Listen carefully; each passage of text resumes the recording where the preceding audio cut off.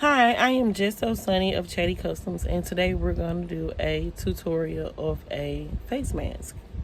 This is my first video, so if you want more tutorials of everyday homemade type of things and basic simple sewing, please subscribe below, click the bell so that you're notified when there's other videos or when we go live. And again, I'm Just So Sunny of Chatty Customs, and I hope you enjoy the video.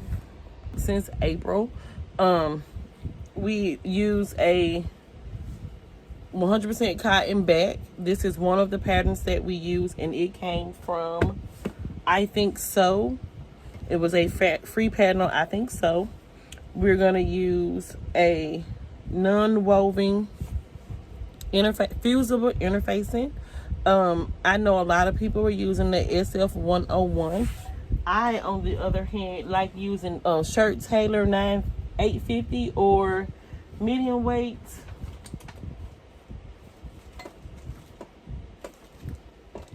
sheer weight interfacing 906F for my toddler and infant mask. This is more breathable to me than the SF101, which I normally use for making bags. The shirt tailor 850, which I don't have any of, is great as well. They're all fusible, non-woven interfacing, which also it's kind of like double fold. It acts as a moisture protector and a filter, as well as giving the mask structure, and then you be able to wear it. I know makes it be able to be more formed to the face. You can get the nose rings, the nose wire that goes over the top, but me, I wear glasses and it's uncomfortable. For me, it's uncomfortable, so I choose not to use those. We also use this elastic that was purchased off of Amazon. We get it in little baggies, and it's about, I want to say about 20 meters or so in one little bag. And trial and error, I have come to find out that 4 inches, literally 4 inches marked out on my mat, is a perfect size for kids, infants, and adults, because it is super elastic and it stretches. As of yet, we have had anyone to complain about it losing its elasticity, so that's also a bonus. So I've already interfaced one of our face masks, and like I said, we do infants, kids, adults, and then adults, men. Some males have larger faces, and we do have do them in the larger sizes as well. So we're gonna go ahead and get started. And I know some people take their material and then interface it all at one time. I prefer, however, to go ahead, cut out my pieces, sew down my 3/4 seam allowance so that my interfacing actually covers my stitches and there's no holes. And I use a 2.5 stitch length. I'm just going to trim this up and make it even, so the interfacing is not hanging over the side. I'm using the Singer heavy duty sewing machine, and I have white Gutermann thread already threaded into my sewing machine. And like I said, we have these 4-inch elastic pieces. I'm gonna take my pieces on the right side facing, because it's folded. This is your seam, this is the inside. So I'm gonna take my elastic pieces and pin them in place on the right side of the face mask. So that's what I'm doing. And I always pin through the back side, like I make a little canal, and then I stick my straight pin through. It actually saves thumbs and index fingers across the world. So, and again, there it is. I'm gonna do the other side. I'm gonna do it, put it there, put my thumb on top,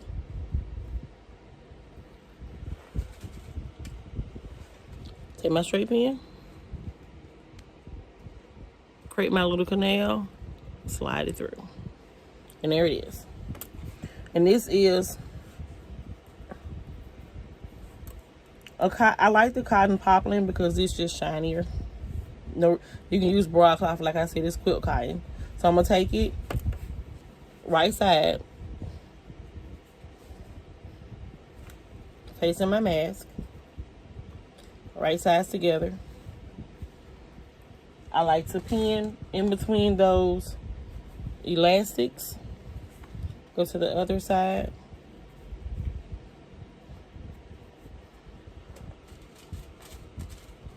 Pin in between the elastic.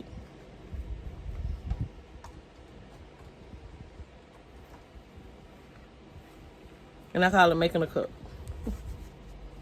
And it just sits neatly and nicely right inside. So now you have right sides facing together. I take my seams, line them up. Make sure that they're facing opposite. Pin it down. Do the same thing for the bottom, making sure they're folded in the same direction.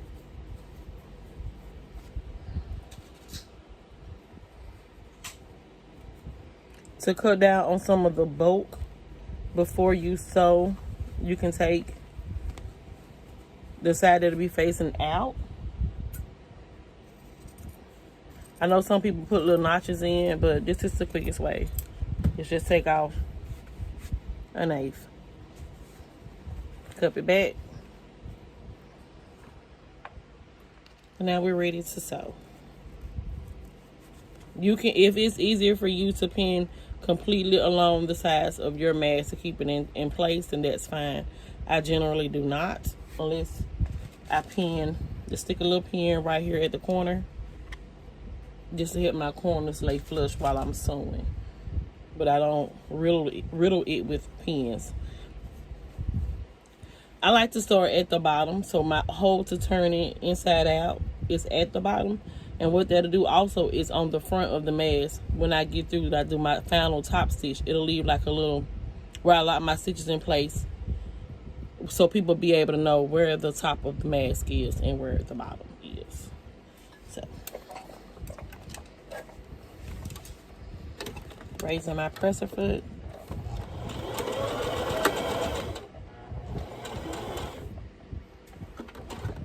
Do not stitch over your pins. Stitching over pins breaks needles and sewing machines around the world. We get to the corner, about 3/4. Pivot. Back stitch over the elastic. Remove our pin. Back stitch over the elastic. Get it right back to the corner. We're gonna pivot again. And I got my end of my fabric right along the edge of my presser foot. I don't know if y'all can see that, but that's where it is. And we're just gonna follow along the face mask.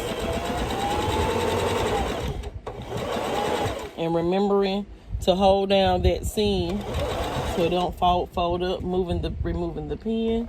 Making sure that our back fabric and the top fabric stay together. Turning the hand wheel towards us to make sure that we're in the perfect position. Never turn your hand wheel backwards. It actually affects your tension. Back stitch over the elastic, removing the pin. Removing the pin, back stitching over the elastic, pivot, removing the pin.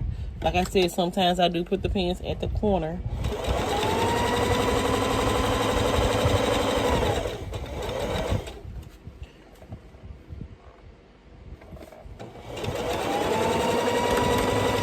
Back stitch again. Take my snips. Remove all the elastic, extra thread. And then we're going to snip our corners, making sure that we're not snipping the thread. Corner, corner. corner.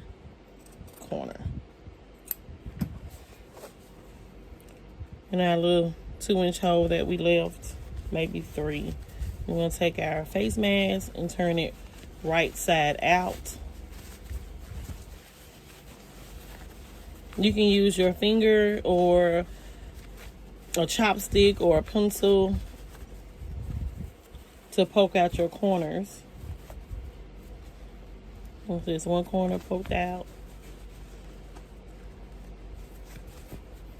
Next corner poked out.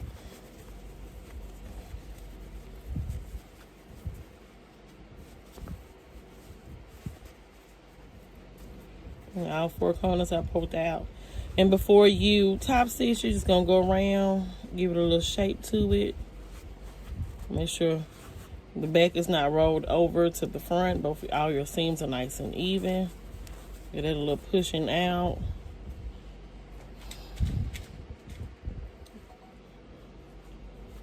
That's 1 pin on that seam. And then I'm gonna put a pin right here where it's open.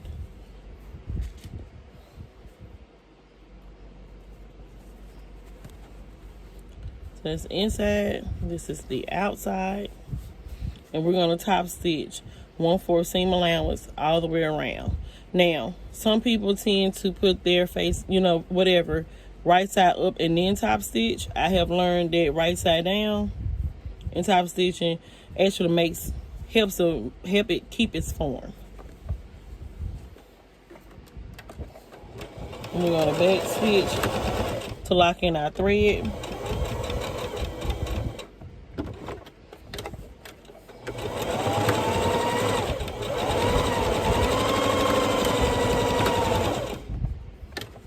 Keeping the needle down to pivot on the corner.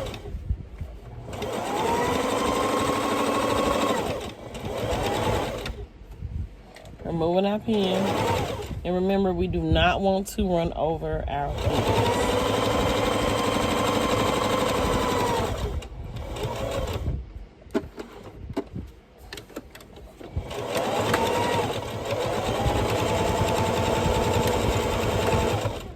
And I do give it an extra stitch again along the elastic, just to ensure that that elastic is in there. You don't want anybody to accidentally pull too tight on it and it comes out.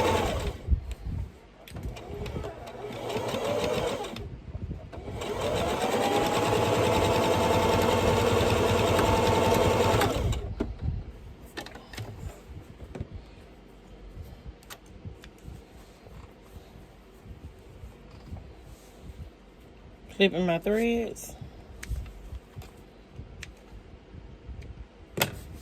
Now sometimes I do burn that just to make sure that it's already the way flush to the fabric.